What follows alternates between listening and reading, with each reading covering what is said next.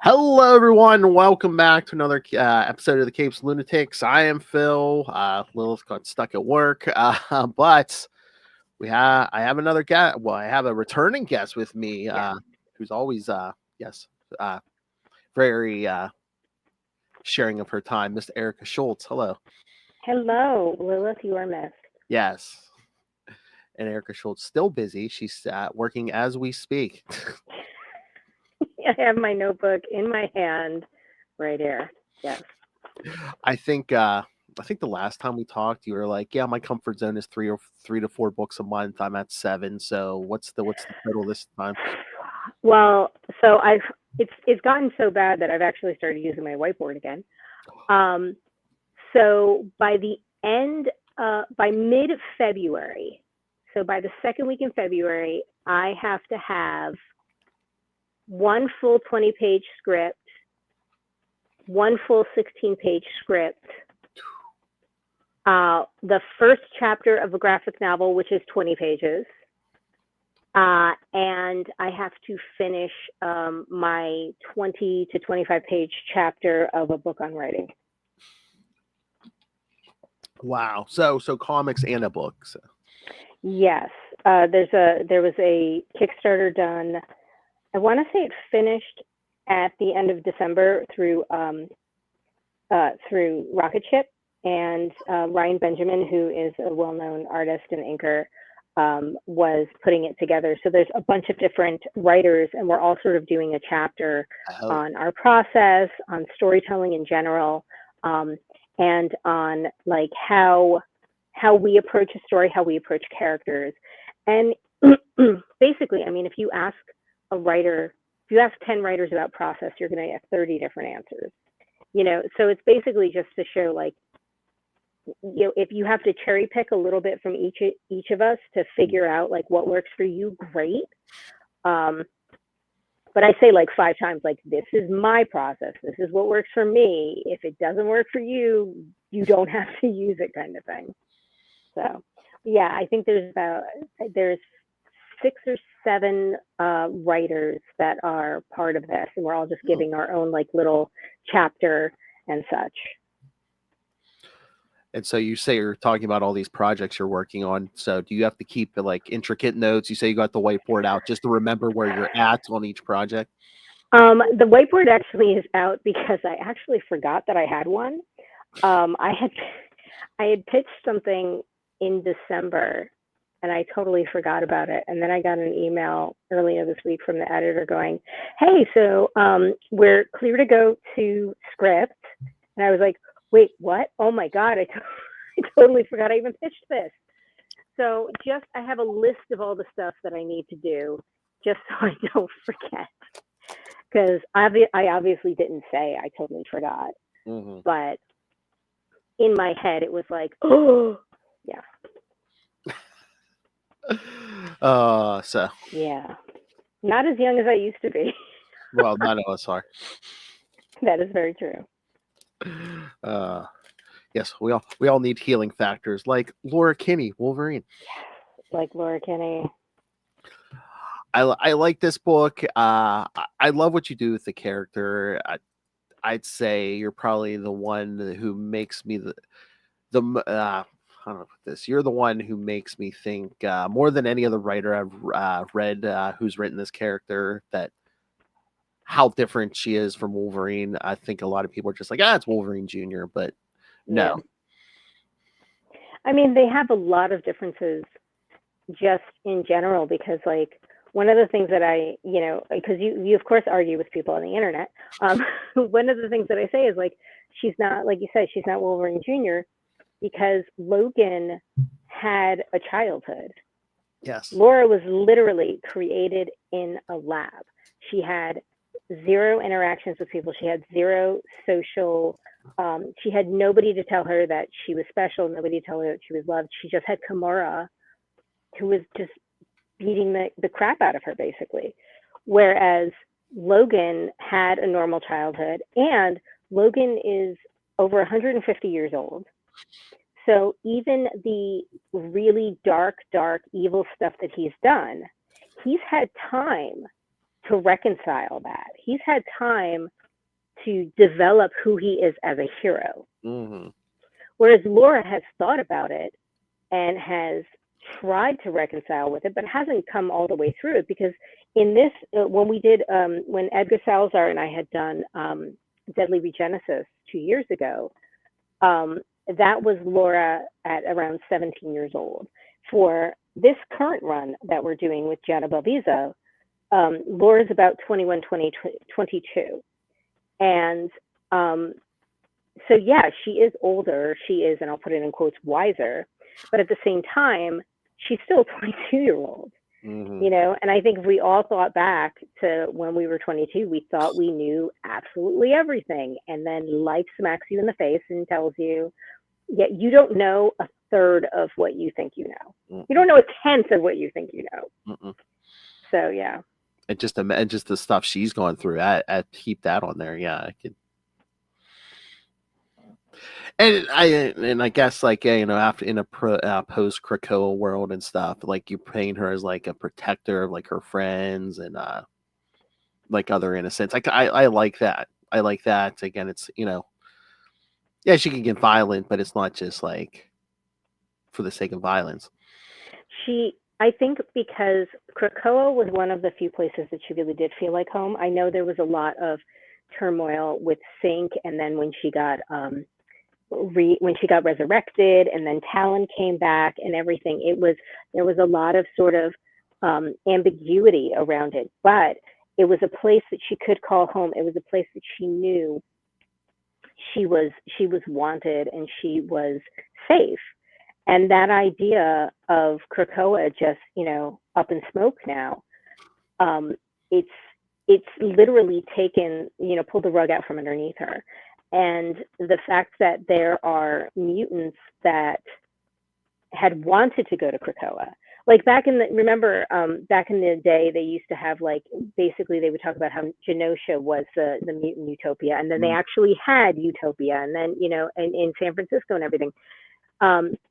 Krakoa really was like living the dream, you know, for a lot of people, Orcus notwithstanding and all of that, but Krakoa was living the dream. And the fact that not only is it gone, but gone in such a violent manner, it really messes with a lot of people's heads. And it tells some people, you know what, there's never a place for you, because here you thought there was a place for you, and look what happened. So you're never going to fit in. You're never going to have any sense of stability or anything like that. And that's what she's trying to fight, but also trying to fight, you know, the loss. I mean, think about it. Everybody there has to be grieving in one way or another. Mm-hmm.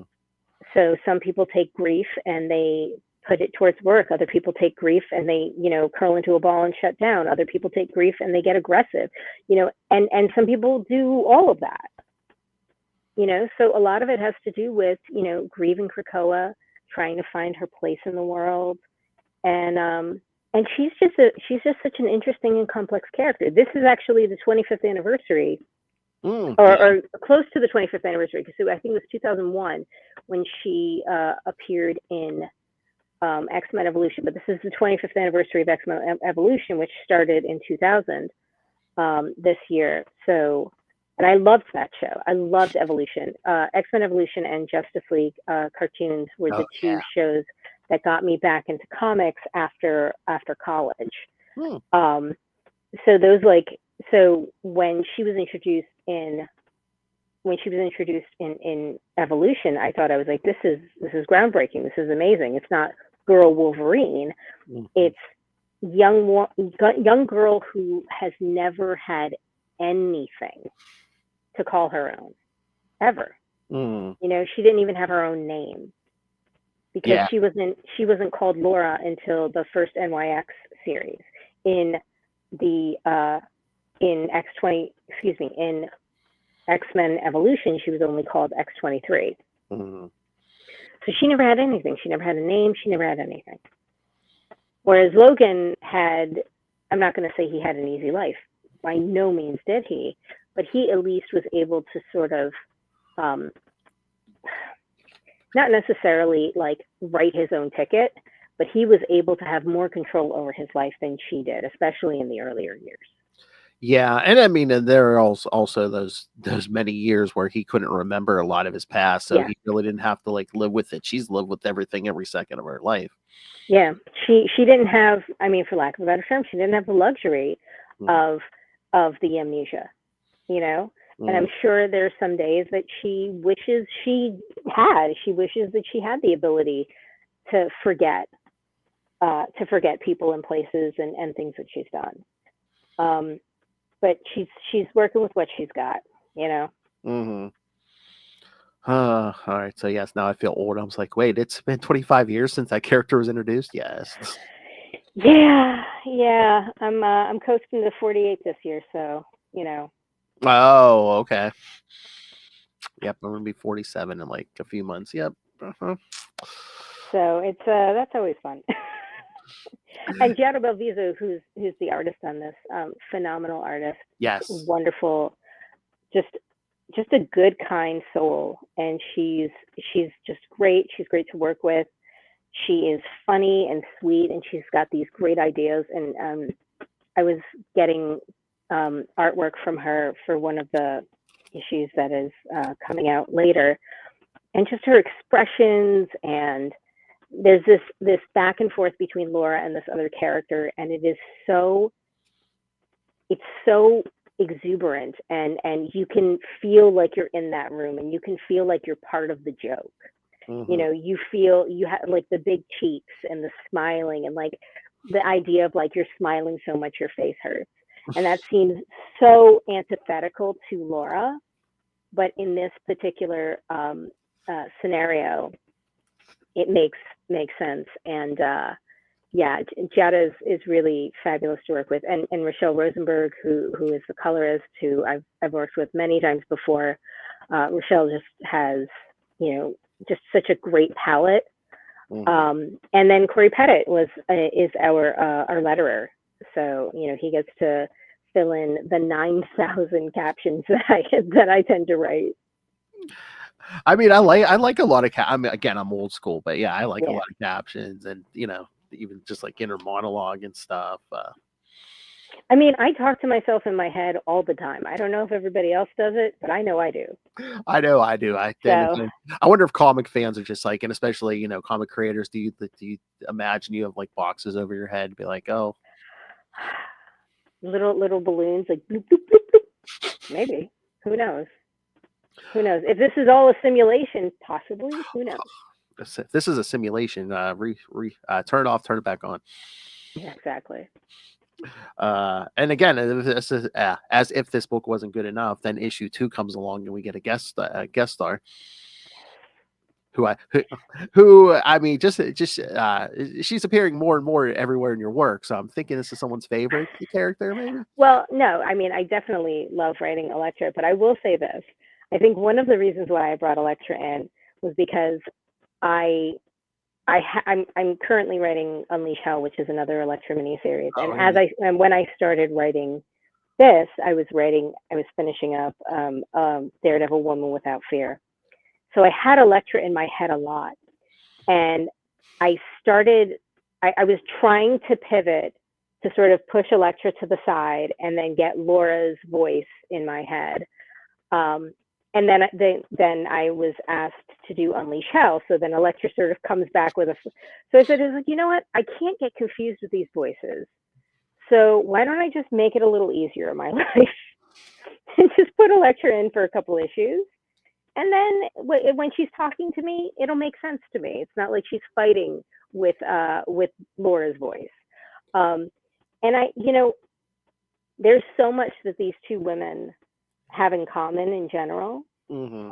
Not, the fact that they're both wearing the mantle of a male character, notwithstanding the fact that they were both trained at very young ages. Hmm. The fact that they have both, been assassins, they have both killed indiscriminately, and the fact that they're both trying to find their way to be heroes. Hmm. And Elektra is obviously, she is older in general, just life experience wise. So Laura's initial reaction of, I know what I'm talking about, like, I'm an adult. And the lecturer's like, yeah, you might technically be an adult, but there's a lot of life experiences you still need to have, kid. Calm down, calm down. Mm-hmm. And I think it also allows us to have a little more playfulness with Elektra, because usually she's very like gonna kill everybody at all times kind of thing. And since she's had to pull her punches and she's had to pull back because of uh, the vow that she made to Matt,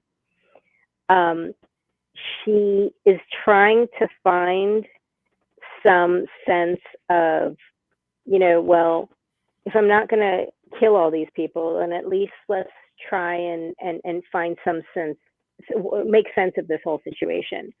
So the fact that she has these sort of like very interesting, sarcastic little, jabs at Laura, like things like, are you going to listen to me? Like, I don't want to dislike you more than I dislike the other Wolverine.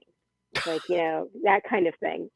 And I think she has the ability to take it easy a little bit, because she's just so capable. Elektra is, and editors have said she's probably the most dangerous person in the entire Marvel universe. So I'm pretty jazzed that they allow me to have responsibility over her. I mean, yeah, I didn't think of it until she showed up in the book, but I'm just like, okay, yeah, that makes sense. That they have a lot in common and stuff. Yeah. And of course it doesn't hurt. You're just like, oh, hey, there's a book with Elektra out right now. You're going to go pick that up. Yeah, well, I mean, like I say to people, if you're enjoying Elektra's entrance into this Wolverine book, then you can look back to Gang War, you can look back to Women Without Fear, you can even go back to the Marco Cicchetto and Chip Zdarsky run, where she became Daredevil because Matt was put into prison, and and he said, like, Hell's Kitchen needs a protector, so I want you to do it. So I mean, you can go back and you can see sort of her evolution, and see where she started out with Chip and Marco, and then I was working with Sergio Davia with Gang War, Sergio and Sean Parsons and Cece De La Cruz, and then we had Mike Dowling, who we worked together on Hallows Eve, so we partnered up again for Women Without Fear, and we had Brian Reber, and now it's Valentini Pinti and Deaconif are doing the artwork for Unleash Hell, which is Red Band. So I make sure that we earned that. Okay, I know Lilith and I had a question. It's yes, it is Red Band. It says explicit content, but then there's like one page where Daredevil's beating up the gang, and one of them said they censor a word. They say "bleep you, Daredevil." I'm like, wait a minute. I'm like, I thought this was supposed to be explicit content. Okay, so this was a question that I had originally when they said Red Band. I said, okay, so I was like, so we're talking Marvel Max. Because there was a Punisher Marvel Max book where there was like nudity, there was cursing, there was everything. And I was like, are we talking like, and I want to say Steve Dillon had drawn it, but I'm not entirely sure. But I was like, are we going Marvel Max? And they're like, we're not going that far. I was like, okay, so no nudity. I was like, but, can I curse? And they said no. And I was like, what do you mean? So basically, the way it was explained to me was that I can show someone being disemboweled in a very graphic manner, but I can't say shit. Oh, jeez. Like, that's the way it was explained to me. And I'm like, fine. Yes, let's not warp the minds of children. Yes, no. Exactly. But you can see somebody's intestines being ripped out of their body. That's totally fine. That's totally fine. There are very strange hills that editorial or the gaggle of lawyers like will die on. It is there. I can't explain the emails sometimes that I get, and I'm like, this is what you're questioning? Like, are, are you sure? Because part of me is like, did you read it? Because there's stuff way worse than that in this.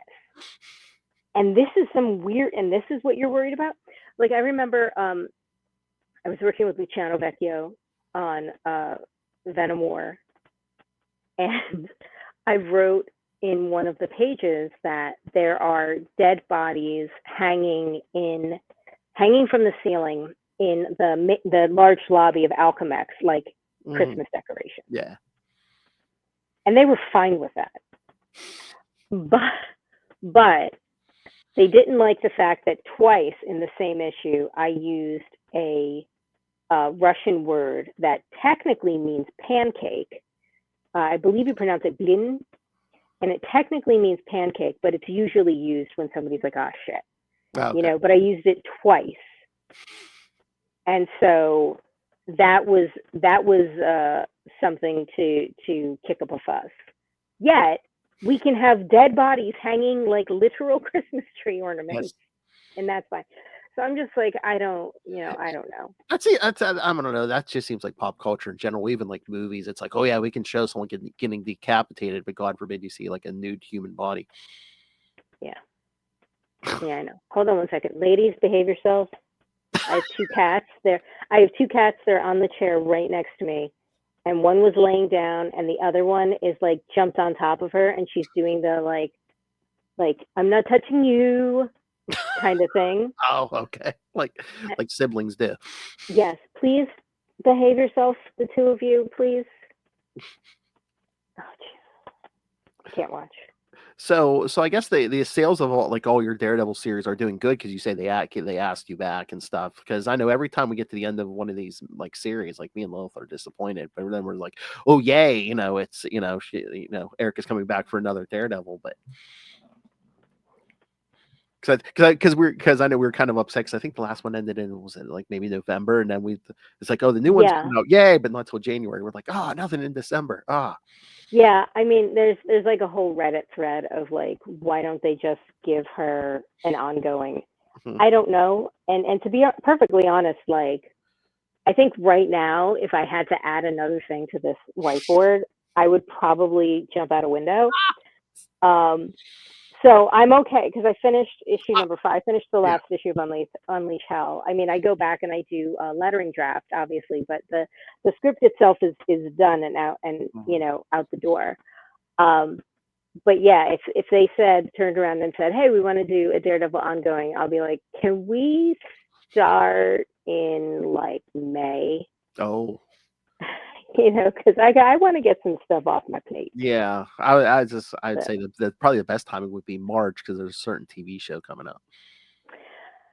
Well, there is a certain TV show coming up. Although somebody said it was February, and I was like, I could swear that it was March. It is March, right? I think it's like it might be like the second week of March or something. But yeah, I've been keeping track of this. Yes, it's March. So unless they've pulled something, and I don't know. But Matt's coming back. Oh yeah, I gotta say that trailer had everybody. It had Punisher. It had Bullseye. It had Kingpin. It had Muse. There was a character. Now I know it's not Phantom X, but there was a character who looked a lot like Phantom X in there. Yeah, I don't know. I mean, they were setting up Bullseye. It seems like for a lot of stuff, unless they just gave Bullseye like a decent costume or something. Frank Castle, yeah. I mean, just the Kingpin and everything. So yeah, I mean, again, I don't want to kill you, but yes, that would be the perfect time to pull, put out a book with anything that has related to Daredevil. Well, Unleash Hell's 5 issues, so it's going January to May. So it will be coming out in that same time frame. That would be interesting to see if like March, April, if you get like an uptick or something. Who knows? So would you? I know your plate is extremely full, but do you like it doing the mini series after mini series, or would you rather have like an ongoing, just on the creative side that you could do like a longer reaching arc? Yes. I mean, it's kind of 6-1, and the reason why I say that is because the miniseries are 4 or 5 issues, which is Mhm. what usually an arc is. Yeah. If you're doing it ongoing. On Spawn, on Rat City, the arcs are 6 issues, but Mhm. that 4 to 6 is pretty standard Mhm. for Western comic storytelling, and especially for superhero storytelling. So, I mean, doing the miniseries, I guess the thing that is to me is a little, I guess, frustrating is consistently changing artists.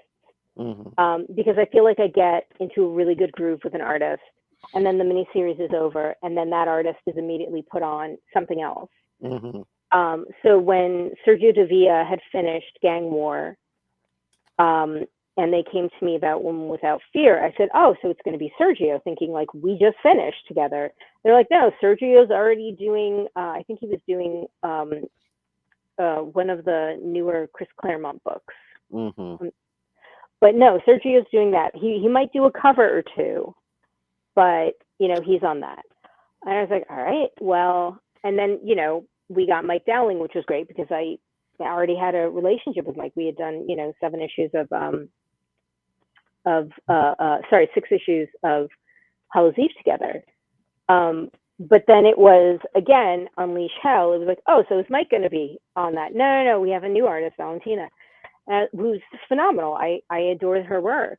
So I think that to me is like the main hiccup. Like, you know, Jada is working on right now is working on layouts for issue number 7.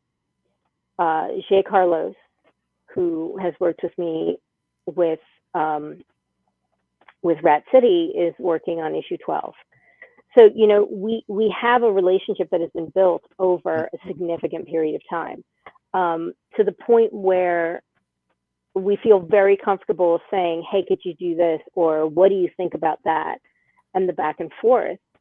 And I think that sometimes when you're constantly getting new artists, it feels like starting over and over and over again. Mhm. And I mean, that's the nature of the business. People are, they're blocked for one, gig, and then they move to the next and the next, and I get it.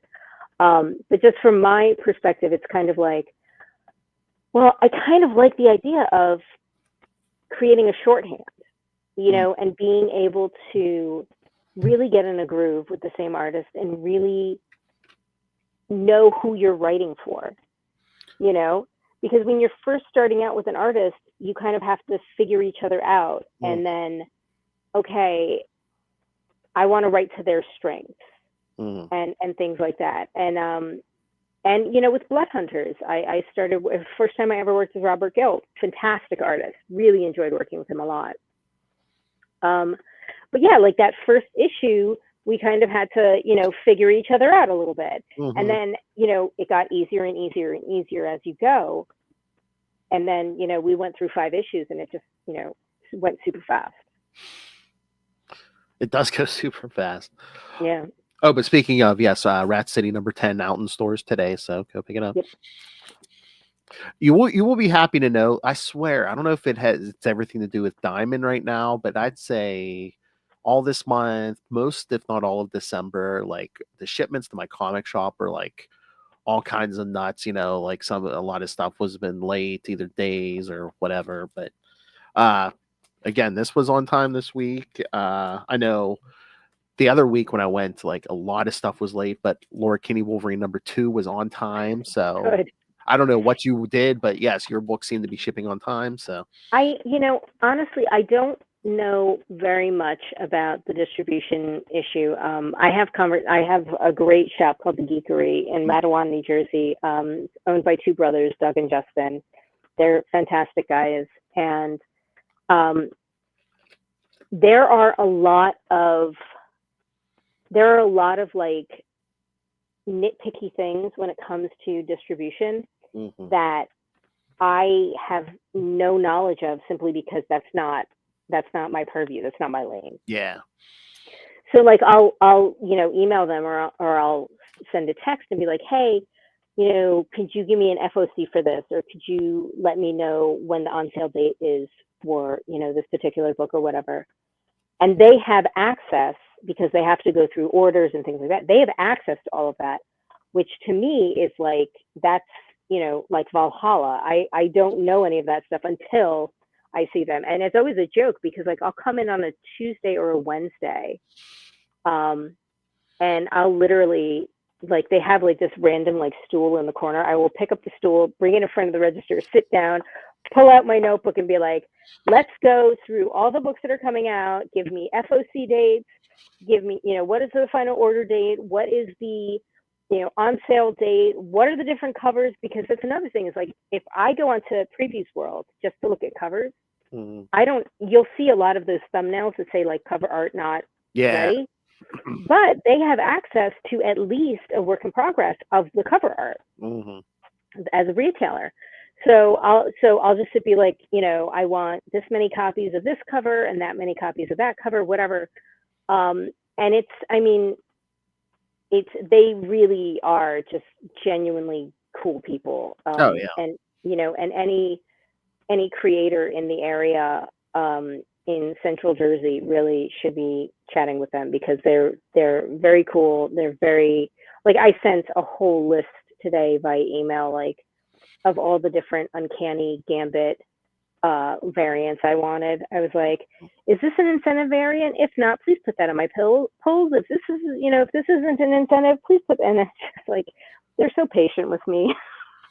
Yeah, I mean, so many of those local comic shop guys are just like the unsung heroes, because it's like you're dealing with, hardcore fans like us, and then it's like, then you might have someone walk in and be like, okay, I want to read comics for the first time. Where should I start? And I mean, they have, like, their shop is like 100% inclusive. It's like safe space. Anybody can go in there, and that's like really very cool. And they are very involved in the community, in the town. Like when the town has they have like a 5K, they're involved in that and everything. So they're showing that it's not just it's just this one shop. Like there is like a genuine sense of community there, and I think that that's really great. And like you said, like these mom and pop shops, it's so important to not only show your appreciation for them, but also to make sure that you are supporting them, whether you're like retweeting them on social media, or you are going to them once a week, or twice a month kind of thing, because it's important. And if you have a pull list, please don't let it go for too long. Yeah, no. Yeah, you have to pick up your pulls. You have to, because that's money that they can't recoup. Yeah. And the margins are so slim anyway, Oh, yeah. So definitely make sure that you pick up your polls, and it's just, it's a great place for community as well. Just to hang out and just, BS about different, comics, or somebody being like, oh, hey, I picked, oh, you didn't read this yet? Oh, you got to check it out. You got to read this, that kind of thing. So, yeah. Elektra can't say fuck in this book. Oh my God. No, I think I believe she says crap once. Yeah.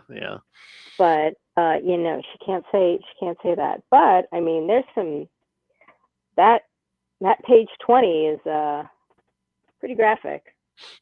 Although I went on an anti-capitalist diatribe in that book, and nobody batted an eye. I could have sworn that I was waiting for the lawyers to do an email and be like, you can't say this, because I just basically went off on like, commercial art schlock. Oh, and things like that, and it was just this like diatribe of capitalism, of anti-capitalism. Nobody said a word, but you can't say shit. But I wonder if that's because it's the it's not the main character saying it, like if Elektra was saying it. It might hold more. I don't know. Yeah, but it is the main villain who is the axis on which this entire story is based on, So I don't know. Like I said, everybody has very strange hills that they are willing to die on. Yes. Yeah, and I was pleasantly surprised. Yeah, it has to do with Muse. I was like, oh wow. I'm like that. I like when the writers like that, like when you pull somebody in like that. I'm like, oh, I haven't thought about him in like 5 years, however many years. Yeah, just, sometimes the obscure characters are more fun to work with simply because um, you have a lot more leeway.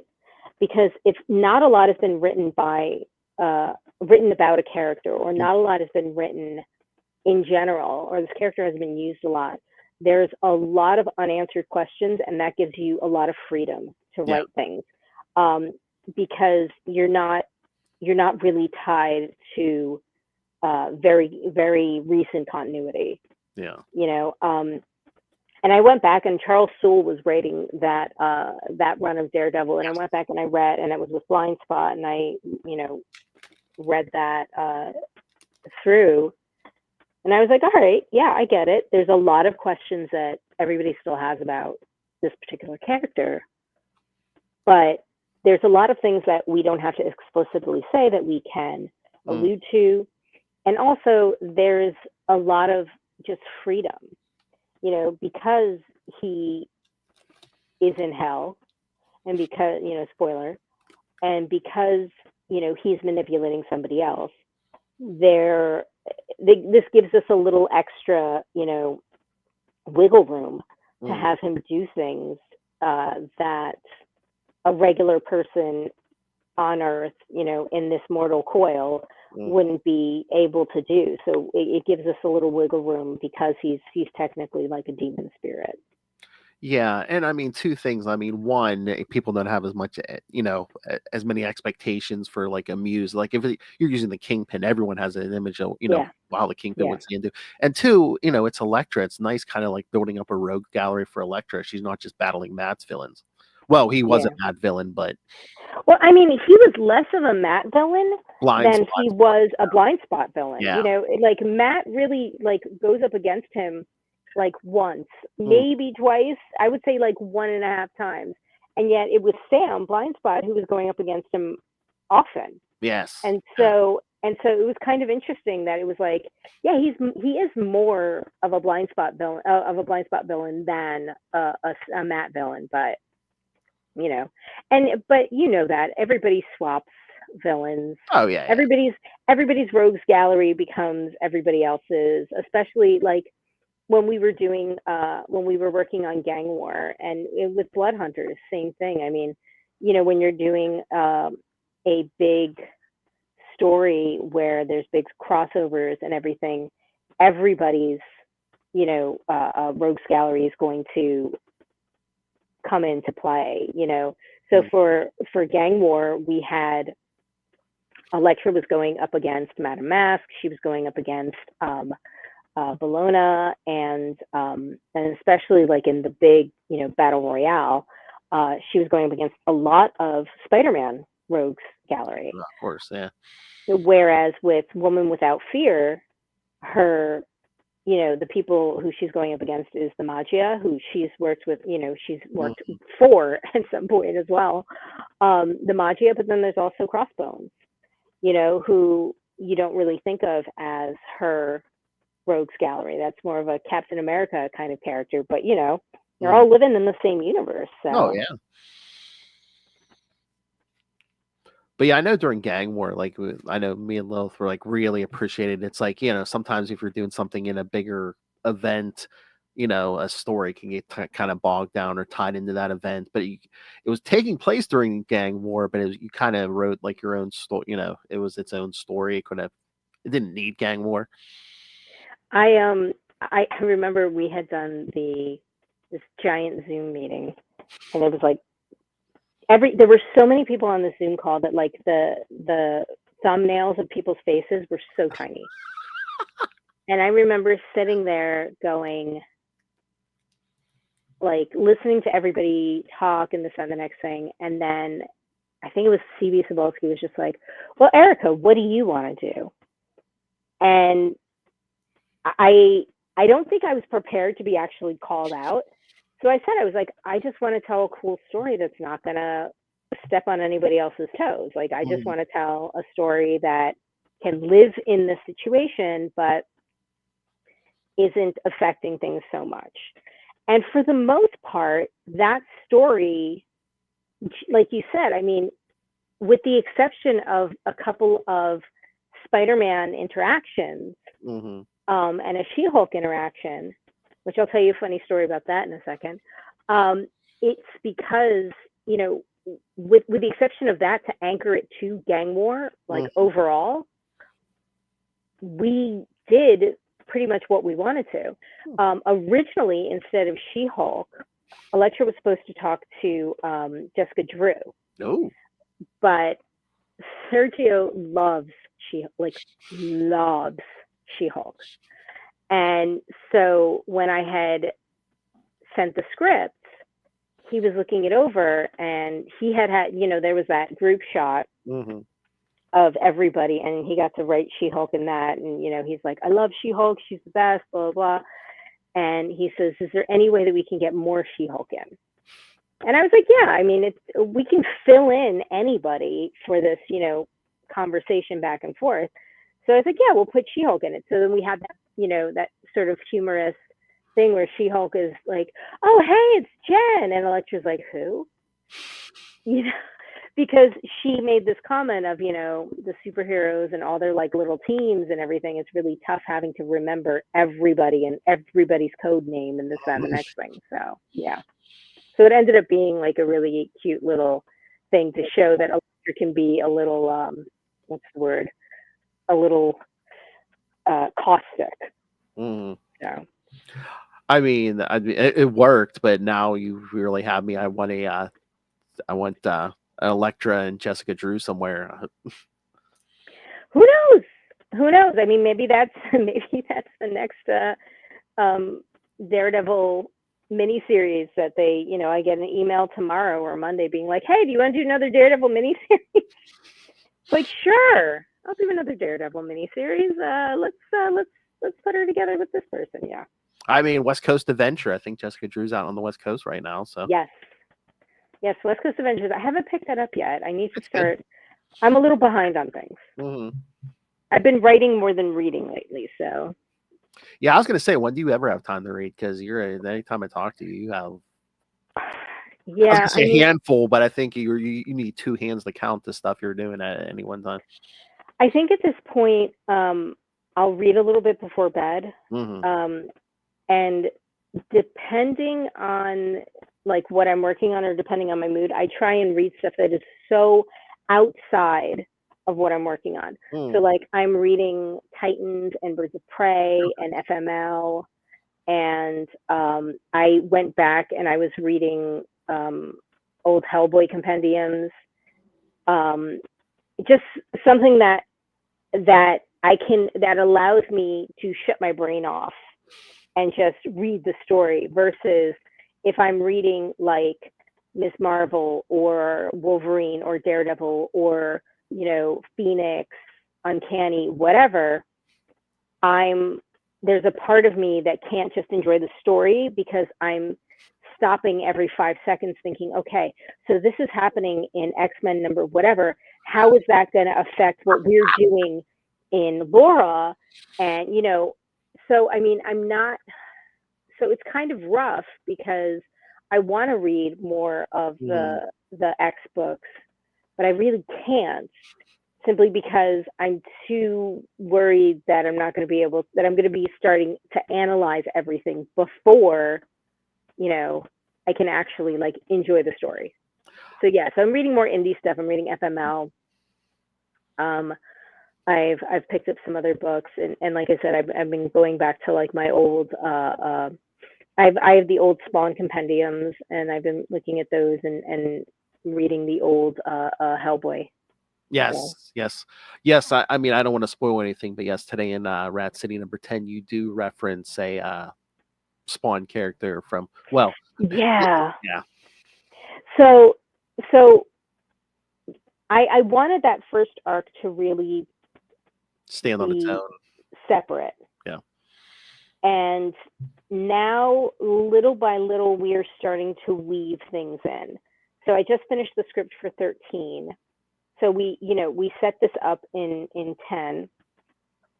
11 and 12 give us, a little distance, and then 13 goes back, and we start seeing these little things, and 14 is definitely going to be tying into the Spawn general universe a little bit more.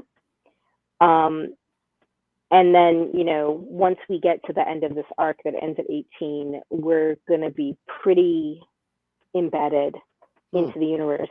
And I think that the reason why Jay and I were talking about this, and the reason why we wanted to sort of have it be a slow introduction, is because I know a lot of people were very intimidated when they were like, oh, there's a new Spawn book, but I don't have time to read 350 issues of Spawn.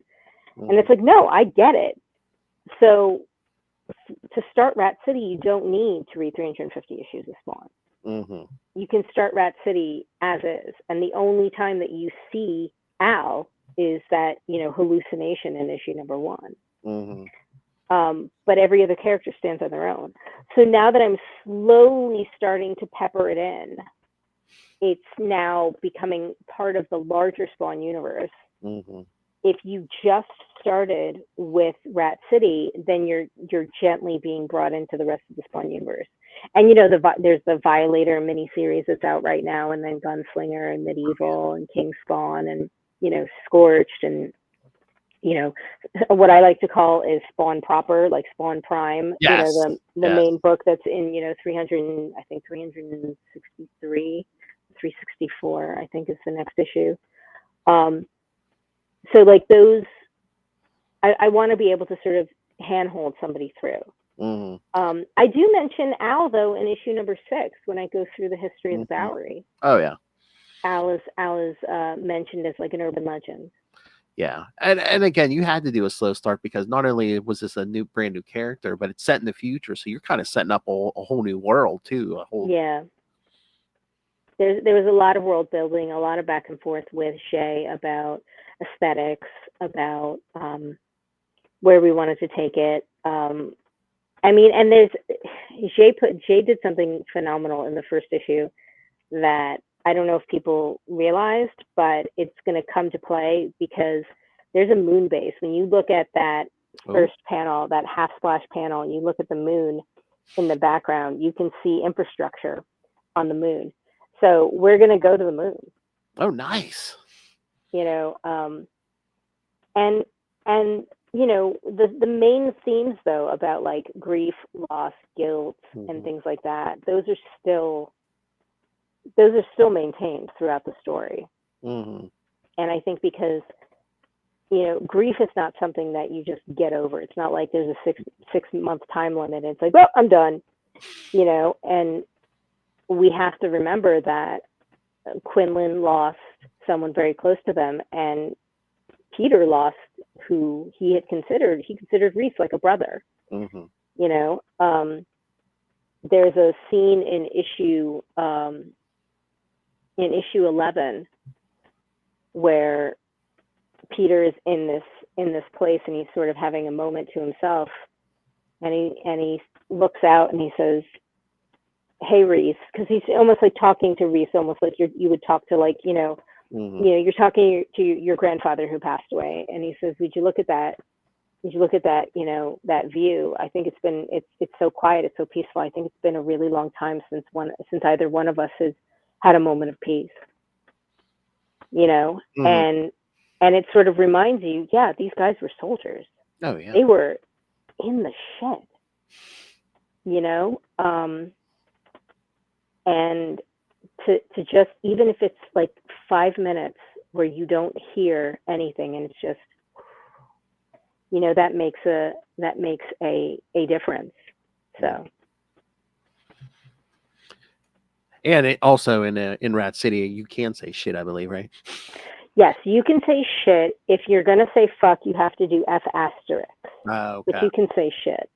And I try not to say shit more than like 2 times in an issue, Yeah, because yeah, then the other thing is that like if you're overusing it, then it doesn't have the impact. yeah. No, and it's You just like know, they're if just everybody is saying shit, then it doesn't have the impact that it's supposed to have. Um, but yeah, I try and not to use it more than like 2 times in an issue. I'll use crap a few times and damn it and things like that mm. as well. So All right. I will let you go. Well, again, let's spend the next 10 minutes going over everything you're working on right now. oh god, We already mentioned Laura Kinney Wolverine. We Laura mentioned Kinney Wolverine, Spawn Daredevil Rat and City, Hell. Yes. Daredevil Unleash Hell. There's an OGN project that, well, and actually isn't even going to be out until next year, so I can't talk about it yet. I don't even know when they would announce it. But yeah, I'm continuing on Rat City. I am continuing on Laura Kinney. And Unleash Hell, if you thought that issue number 1 was a little stomach churning, it's only going to get worse. Oh, nice. Don't eat while reading this comic. That is the best advice that I can give you. Because I was told, let's make this red band. To the point where I feel like I actually scared poor Valentina. Oh, really? With some of the descriptions Oh, of things. Because some things are just gross. They're just straight up gross. And yeah, I think I might have actually frightened her with some of the descriptions. You know, and I started putting in my scripts like, if you don't feel comfortable drawing this, let me know. You know, but I did have a horror series with Dave Acosta back in 2018 called 12 Devils Dancing. That it was a 6-issue horror miniseries, and that has a lot of body horror in it. And it's comparable to the level of body horror that we go to in this. Yeah. I had an idea a while ago because when we were talking to like all the comic book writers and stuff, and like weird stuff will come up. I'm like, you know what I want to do? I want to do a show, maybe once a month or every week. I don't know, depending how many people we could get. And just every episode, go to a different comic book writer and say, okay, show us what's in your search history. Oh God, no. And just see all the weird shit that's in like your search history. I have to be on a watch list. Because I research like what certain weapons look like. I research how to like. I'm genuinely surprised that earlier last year I had to research pipe bombs. Oh. And I am just to look up reference for how they look and stuff. And I'm genuinely surprised that no one showed up at my doorstep, because I was doing a deep dive on pipe bombs, on how to build a pipe bomb, on what the ingredients are, how easy or difficult is it to build a pipe bomb. I was, listening to a podcast on the Unabomber and such, and, other people who have done, mass killings, but through bombing and such, like Timothy McVeigh, Ted Kaczynski and such. And so like my history, my podcast history and my search history was all about building bombs and things like that. And so I'm genuinely surprised that nobody showed up at my doorstep, because I was even getting to the point where I was like,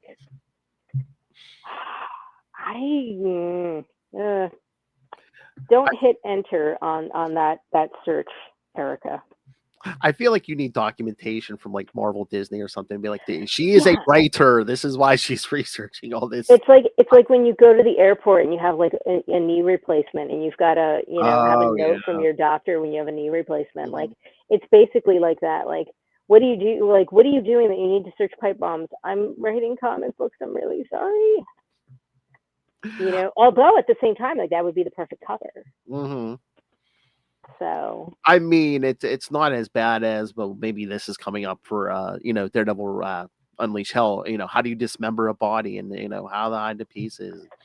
I mean, I studied. I trained to be a first responder, so I'm very immune to.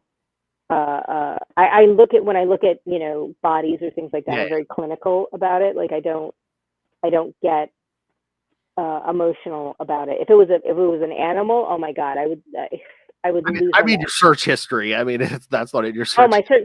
Well, Yeah. yeah, I mean, like I'll have a search history about um, terrible burns Mm, or terrible lacerations and cuts and things like that. You know, I mean, in the first issue of Unleash Hell, there's that huge explosion that happens, mm-hmm, and you see Elektra blown out from mm, a window. And so I was looking up reference for these cuts on the arm, on the face, on like right in the corner of the lip, mm-hmm. where your two lips meet. There's like a cut right there, and this and the next thing. And she's sewing herself up. So I wanted you to see fascia. I wanted you to see, tissue and the skin coming together as she's literally stitching herself up and suturing herself up. So you were a first responder, so that scene of her stitching herself up, that is medically accurate then. Well, I mean, as close as can be. I mean, I'm very heavy on the reference. Like Mm-hmm, every script at the top says like reference in this Dropbox, and every issue has its own Dropbox mm-hmm. um, with specific reference in it. So there was reference of, but see, like when I'm doing that search, it comes up on the prove that you're over 18 to see this image. Oh wow. Um, and it's almost like, I don't know if you ever watched Faces of Death, but it's almost like trying to look up Faces of Death and things like that. You know. Uh-huh. So and I know I dated us, both of us, by saying that. Yeah, yeah. Don't look up Faces of Death, kids. Don't just don't do it. I mean, we mentioned our ages. We aged Yeah, ourselves. it's it's grotesque.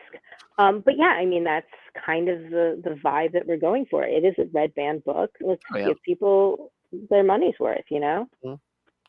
I'm trying to think if this is like the first red band that's not like kind of like a supernatural thing. So I think Blood Hunt, didn't they do some red bands? I think they Blood did Hunt, Blade, and Werewolf by Night Werewolf by Night. currently. So I think this is like the first maybe that non supernatural book maybe.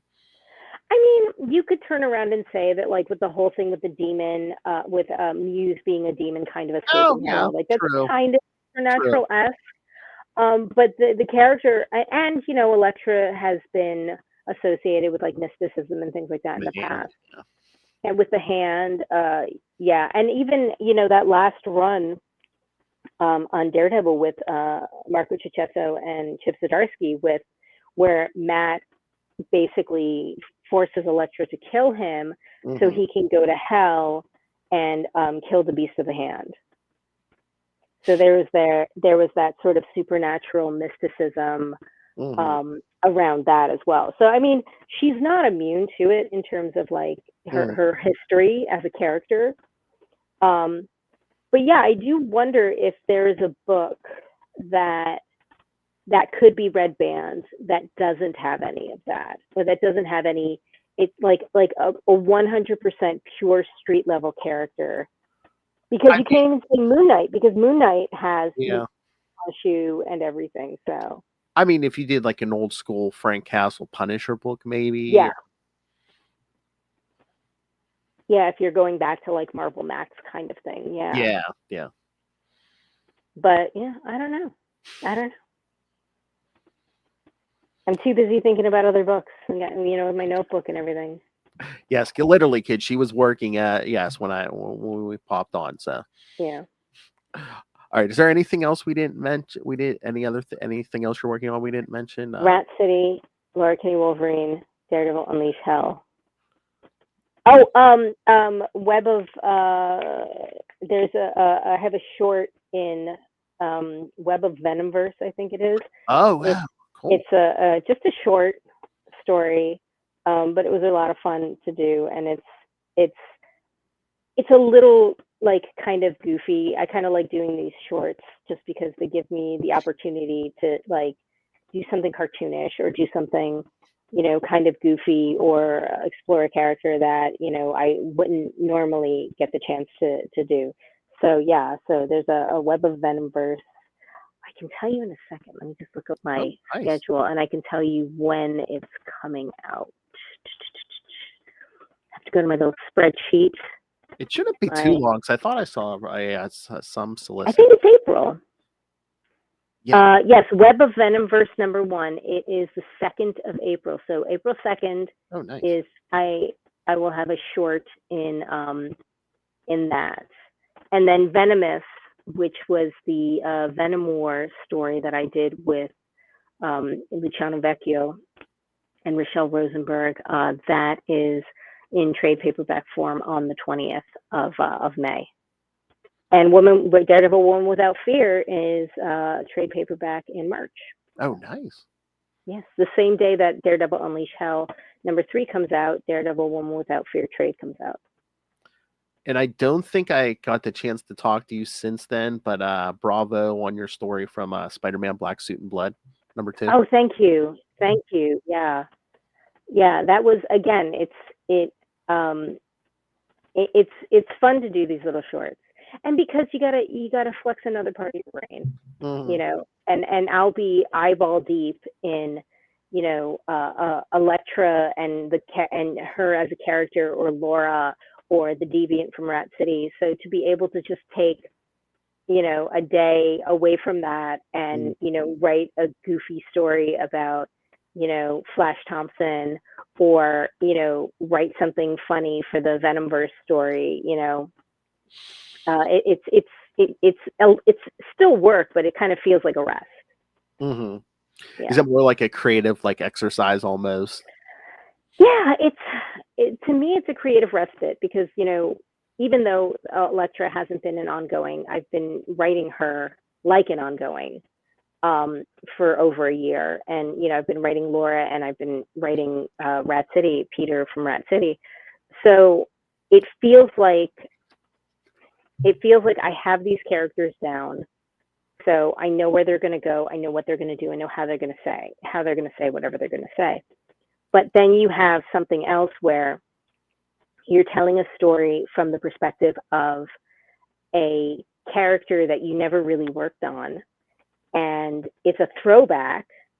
So you kind of have to get into the cadence of speech of Peter at the time, Yes. and of Flash, and what is the relationship between Peter and Flash at this time.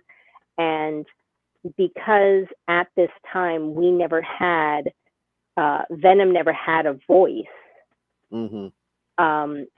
What would he sound like? He would sound kind of like a toddler because he's new and he's trying to figure things out. He doesn't have Eddie Brock yet to start, waxing poetic. He just has this sort of this is new, this is strange, this is different, this is interesting kind of thing that we worked with. And the other short that I had done was for Marvel Zombies, and I got to do a bucket list character, which was Beta Ray Bill. Oh, nice. And that was for, I want to say that came out in 2023, Marvel Zombies. It's in the same issue with Gail Simone and Dale Eaglesham had a story in there. And I was able to take a Beta Ray Bill story and make it less about me, zombie, grumble kind of thing, and make it more about Bill and the fact that he is immune because of his Corbinite physiology, and not just the Corbinite physiology, but all of the enhancements that he had done to him to become the protector of the Corbinites. And so what does that look like when all your friends around you are dying? You're watching everybody that you know and that you love become a zombie. And even if you wanted to enter oblivion to be with them, you can't. So, I mean, Bill is not an immortal, but he's pretty damn close.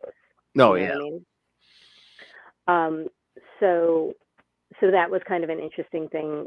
There was an interesting way to look at that. And I got to write Beta Ray Bill for a couple of pages. Nice. Yeah.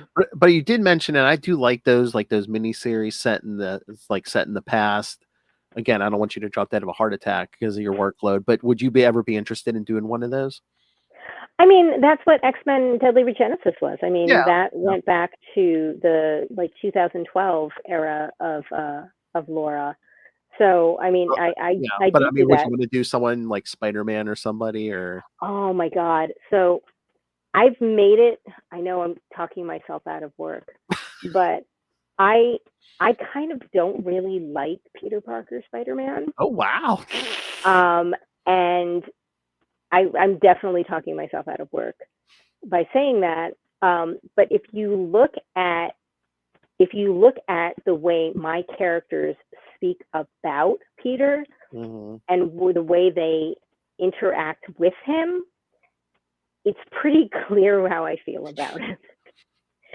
Like in issue number 2 of well, I mean, in Gang War, you see how Elektra has a conversation with Oh, Spider-Man. She says like, Matthew always said he's a good person.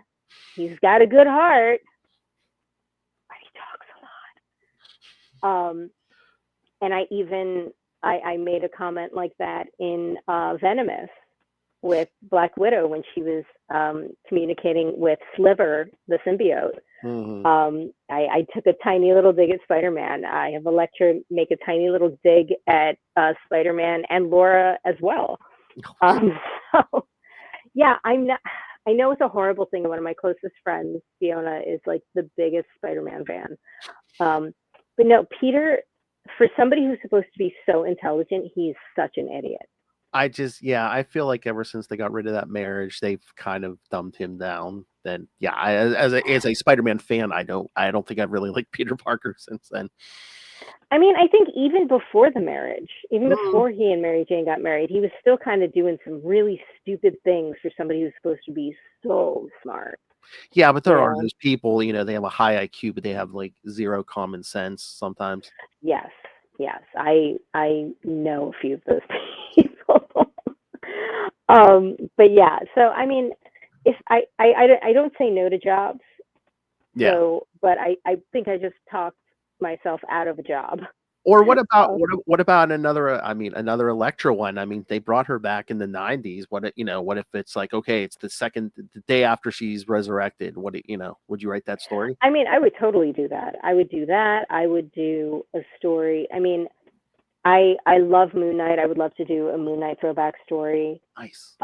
Like maybe I mean because we know that Werewolf by Night, when we first see Moon Knight, that is his last job for the committee. But was that his first job for the committee? Mm. So or committee adjacent, because having been a mercenary, he's done a whole lot of stuff, Oh yeah. and bad guys know other bad guys.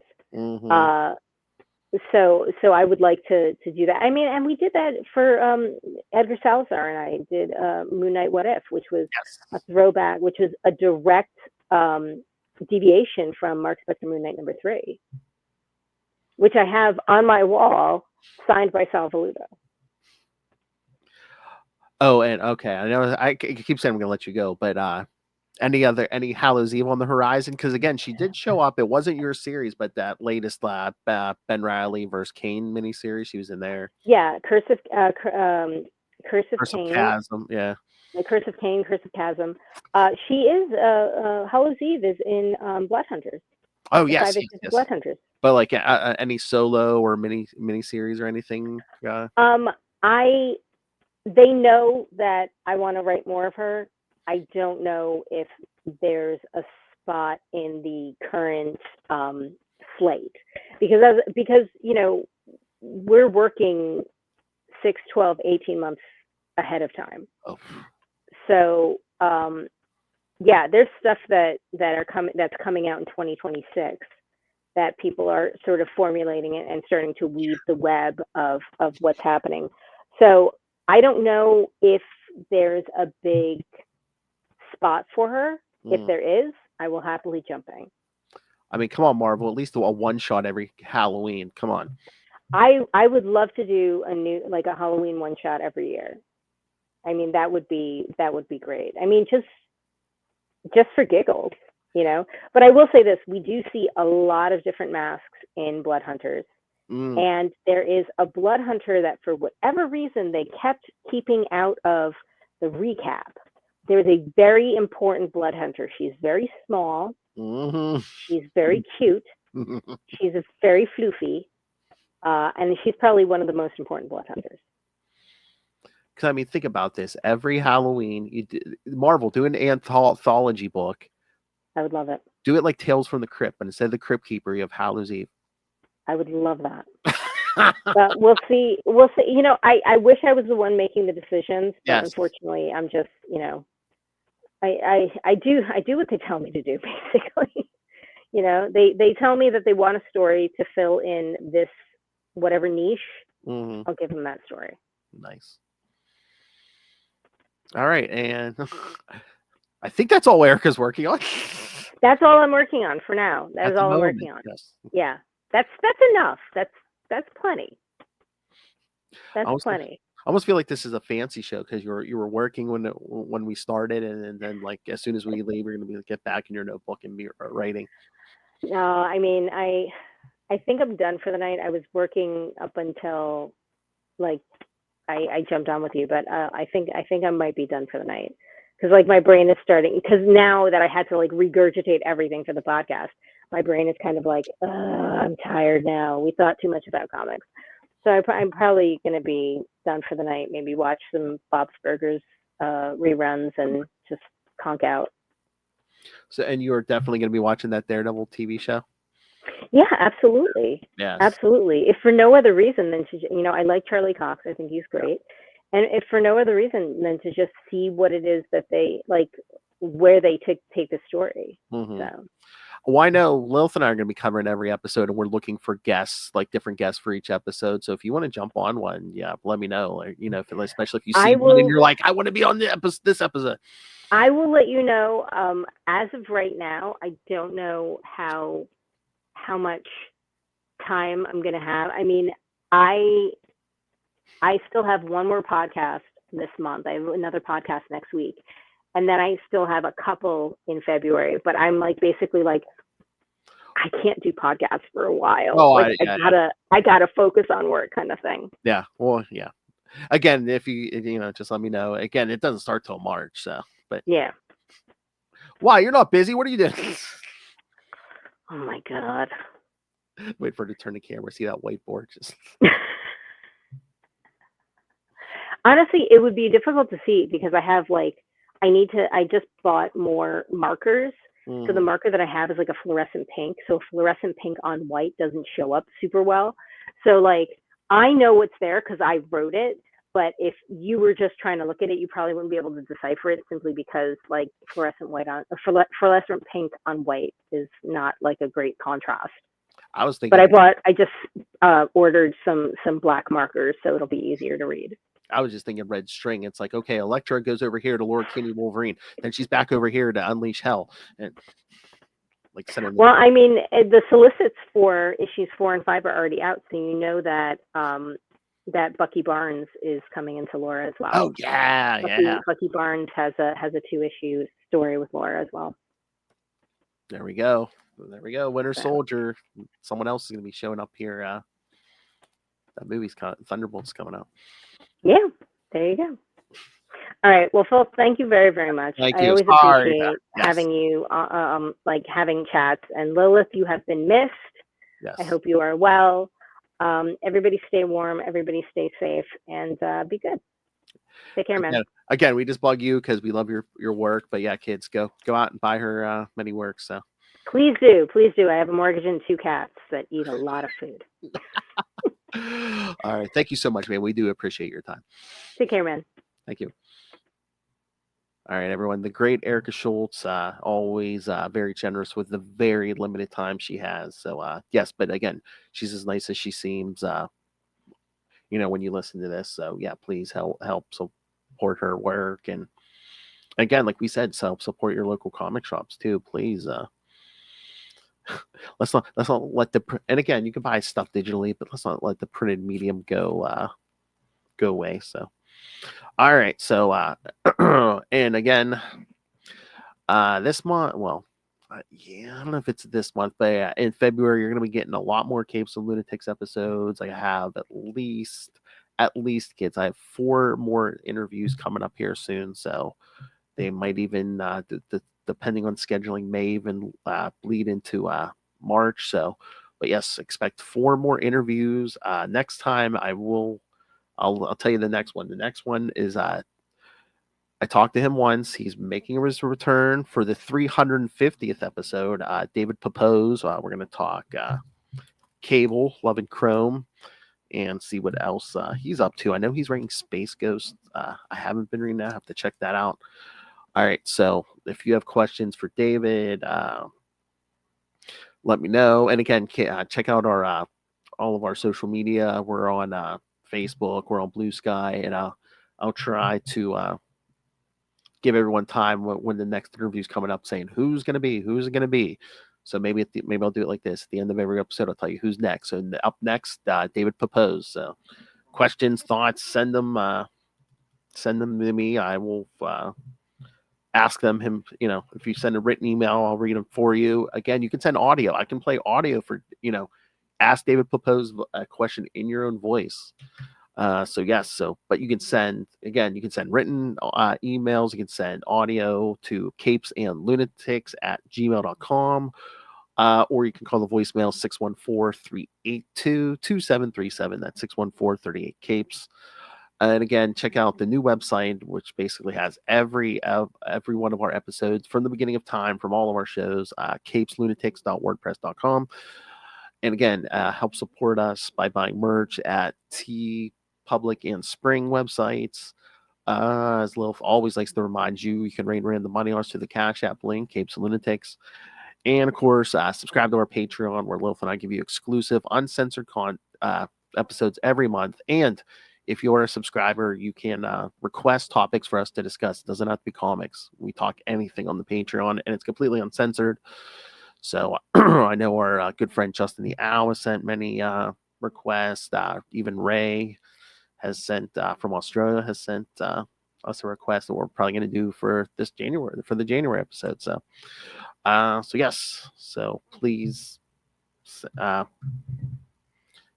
please send your thoughts, help support us if you can, and again, help support Erica and all these creators.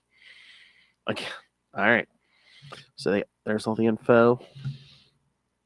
And of course, all our contact information, everything's always in our show notes for every episode. So if you don't see it if you're not listening, if you're not watching the video or you missed the slide, yes, just scroll down. It doesn't matter if it's YouTube, the podcast, it's in the show notes. All right. Thank you, Erica Schultz. Once again, always a great guest, always very generous with her time. And again, next time, David Papose. So please send your thoughts and keep an eye on our social media for the 3 guests after him. Well, at least 3 guests after him. There may be even more.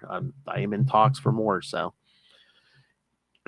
so just keep your eyes peeled and the social media, and I will let you know as things become solid and things get scheduled. So, all right, thank you for joining us, and come back next time for David Papose.